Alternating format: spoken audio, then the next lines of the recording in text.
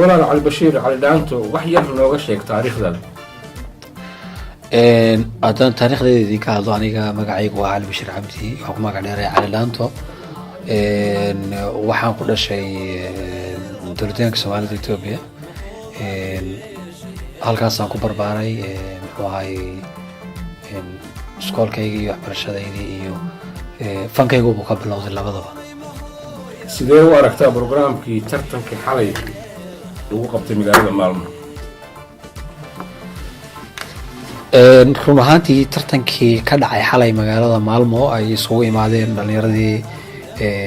faraha badneed ka yimid magaalooyinka kale ee ku tartamayay dhaqanka dhaantada ciyaarta dhaantada. run ahaantii aad baan ugu farxay aadna waan u soo dhaweeyay anigoo kamid ah waliba ka qaybgalayaashii barnaamijka ahana guddigii wax jajgareynay ee dhalinyarada tartansiinaysay. run ahaantii wuxuu ahaa program aad iyo aad u qurux badan aad iyo aadna aan ugu farxay anigii inta ay la midka ay dhaqanka xiisaysaba waana rajaynaynaa programkaasi inuusan noqonin midkii u dambeeyay inuusan noqonin waanu sii wadi doonaa insha Allah haddii loo yiraahdo. dhammaan dhalinyaradii ku tartamaysayna waxay soo wada bandhigeen ciyaaro qolo walba qolada kale ay ka daran tahay oo aad u wada wanaagsanayeen. run ahaantii dadka kooxaha qaarkood ciyaarayeen anigu xitaa ma ciyaari karaba siday u fududaayeen si ay ciyaarayeen. marka waxaan jeclaan lahaa barnaamijyada soo socda dambe inay ka soo qayb galaan meeshii ay kooxihii saddex ay ahaayeen xalay kuwa dambe inay gaaraan ilaa iyo dhowr iyo 20 kooxood baan rajaynaa insha Allah haddii loo yiraahdo waliba ay ku qancaan natiijooyinka iyo sidoo barnaamijku socdo. wax yar ma nooga sheegi kartaa wada shaqayntaada adiga iyo hidiyo dhaqan? run ahaantii aniga iyo hidiyo dhaqan wada shaqayntaydu aad bay u wanaagsan tahay aadna waan ugu faraxsanahay inaan la shaqeeyo ururka hidiyo dhaqan ee magaalada Maalmo. in badanna waan la soo shaqeynay haddana waan la shaqeyn doonaa waan la sii shaqeyn doonaa waayo isku shaqaabanahay haday hidiyo dhaqan aniguna magacaygu hal dhaqan yahay waa isku shaqaabanahay marka nin soo socday oo gurigiisa yimid baan shaqadiisa hore ka sii qabsaday marka aad baan u soo dhaweynay aad baan ugu faraxsanahay shaqada ay ummaddu hayaan hidiyo dhaqan. si kooban ugu sharax sidaad dhaantada ku bilowday. run ahaantii dhaantada horta waa dhaqan Soomaaliyeed waa ciyaar ka mid ah ciyaaraha dhaqanka Soomaaliyeed. anigu waxaan ku dhashay baadiyaan ku dhashay tuulaan ku koray kadib waxa weeye magaalooyinka waaweyn soo galay marka baadiyihii iyo tuuladii iyo meeshii aan joogay la gobolkii waa laga ciyaari jiray marka aad bay maxaan ku raadayay baasho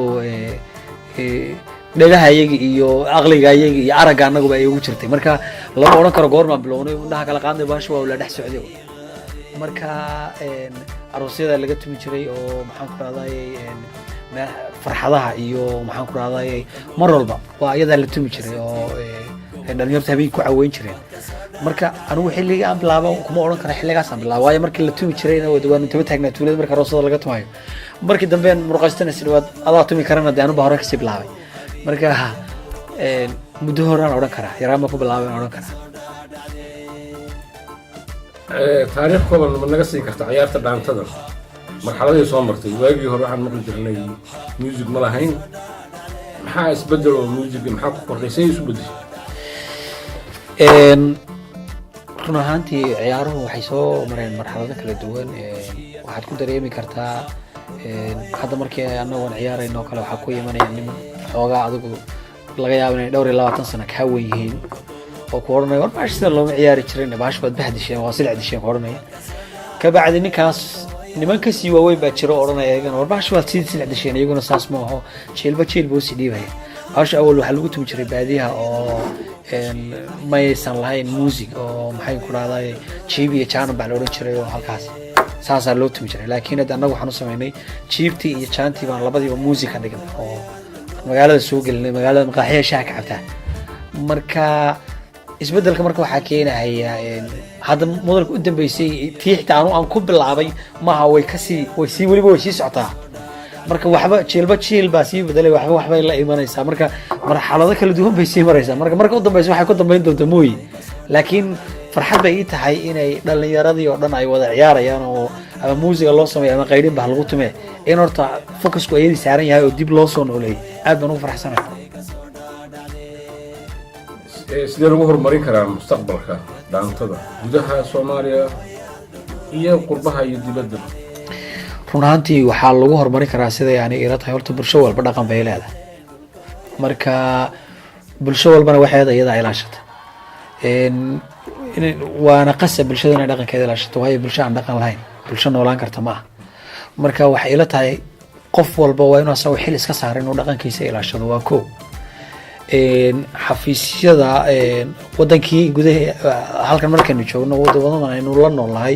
xafiisyadooda dhaqanku waxay leeyihiin budgetyo iyo dhaqaala ka ugu badan dowladda bay leeyihiin oo lagu fangareeyaa si isdhexgalka bulshada iyo dhaqamada loo kobciyo marka taasi waxay saacidaysaa dadka halkan jooga inay uga faa'iidaystaan inay dhaqankooda ay horumariyaan iyagoo dhaqankoodina kobcinaya isdhexgal bulshada fiican helaya dhaqaalana ku samayn kara oo laga caawinayo wax walba oo ku baxaya dhaqanka waa kow wadankii haddii la joogo kolleyda bulshadii baa lagu jiraa oo waxaan kula talin lahaa dowladda jirta meeshaas ka jirta gobol walba inay dhaqaale ku bixiyaan in dhalinyartii iyo dhaqankii ciyaarahoodii loo abaabulo ay ciyaaraan oo la dhaqankii la horumariyo bulshadii oo aadaabtii iyo asluubtii iyo diinihii wixii oo dhan ba la isku wado maxaan ku rahdaa oo dhaqaale badan lagu bixiyo oo xafiis walba uu xil iska saaran inuu dhaqanka kobciyo baan kula talin lahaa qurbaha dhalinyarta joogtana siday hadda u xiiseeyaan siday u faraxsan yihiin waan soo dhaweynaynaa iyagana ciyaaro dhaqameedyada Soomaalidu waxaa la sheegay inay aad u badan yihiin ilaa 200 gaaraan iyo wax ka badan ciyaar aan dhaanta ahayn ma ciyaartaa anigu ha kolley ma badna inkastoo dhagta ay irmaan ciyaaraha kale marka ciyaarta dhaantada marka laga tago labada ciyaarood ee walwalaha iyo sayliciga iyo dheesha saddexda ciyaarood baan ciyaaraa dhalinyarada ku nool qurbaha sidee u arkaan dhaantada run ahaantii dhalinyarta qurbaha ku nool hadda sawakan siday dhaqanka u arkaan hadda aad bay ii farxad gelisaa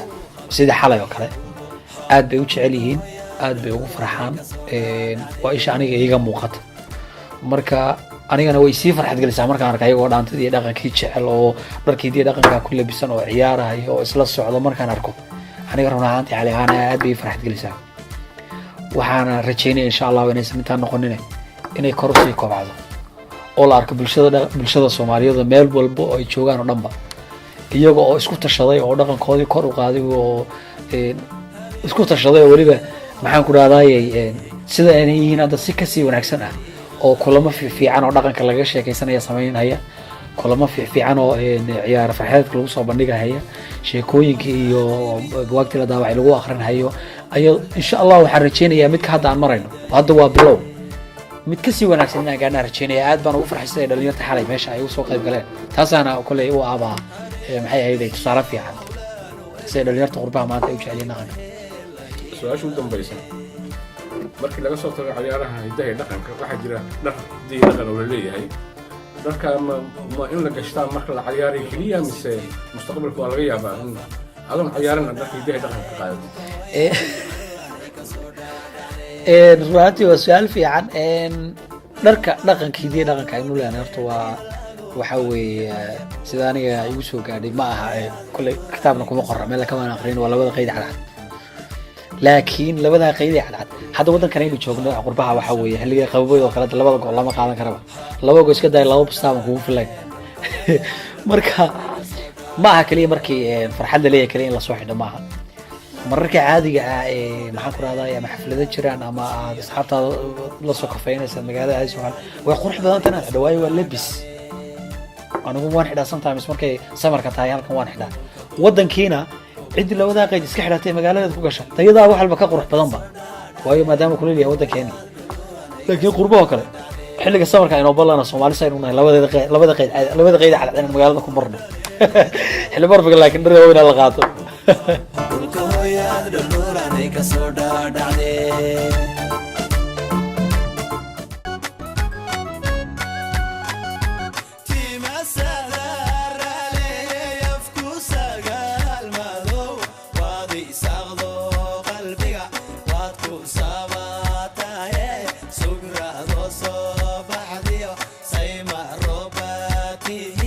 Sugra